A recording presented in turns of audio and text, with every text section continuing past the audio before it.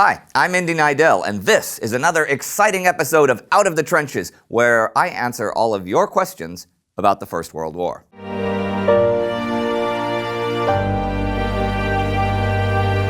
Ivan Marusik writes, what was the role of German Papua New Guinea in the war?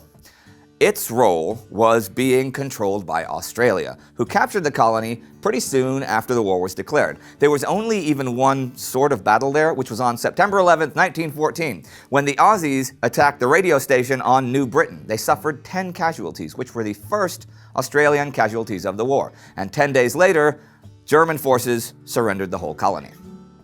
Great Tornik asks, the real question here is, what do you put inside your cheek? Is it little toothpicks? Is it 2 dice? Is it 2 grapes? Little rocks, candy, or is it cotton like Brando in The Godfather? Well, it's Smurfs mostly. Mostly for the taste, because man, I love me some Smurf. Are my cheeks puffy? Do my cheeks look puffy? Please do not write in the comment section about that. Here's a question from our subreddit. How does the team maintain an objective, unbiased, and balanced narrative of the war? And that was by W.S. George, okay? Well, I hope we do just that. I don't think it's really that hard, though, since more than presenting a narrative of one side or a viewpoint or something ideological, what we're trying to present is weekly narratives of a change, an innovation, or an idea that affected the overall war, as well as the simple narration of what happened this week. There were good guys and bad guys in every army, and it's not really our job to pick the heroes. So again, I think it's fairly easy to report without taking sides. Piotr Paveska writes, hi, maybe a question for Out of the Trenches. Could you explain how different types of shells work?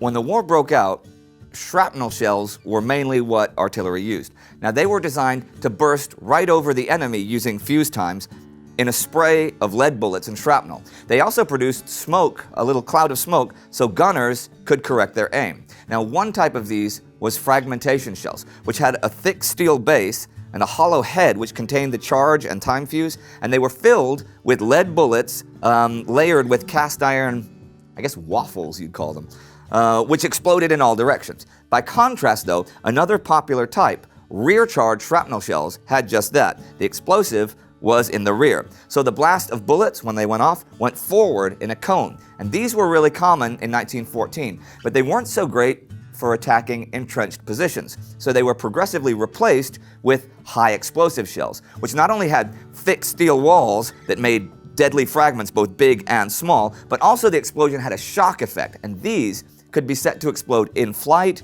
on impact, or, if they used a delayed fuse, underground after landing. And that's what created the crater effect you see on World War I battlefields. Penetration shells were often used by the Navy to pierce enemy hulls. Now they also had delayed fuses, so they would explode after impact, after going through the hull. Well, there were a bunch more types of shells. There were gas shells, star shells, smoke shells. The Germans, actually at the beginning of the war, even experimented with a universal shell, which combined elements from shrapnel shells and high explosive shells, but it proved to be unsatisfactory. It was like the worst of both kinds, so they abandoned those experiments.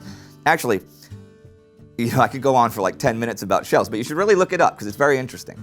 And actually, speaking of gas shells, we did a whole episode about poison gas in World War I, and you can check out that episode right here. Also, don't forget to subscribe, tell all your friends to follow our show, and follow us on Facebook. See you next time.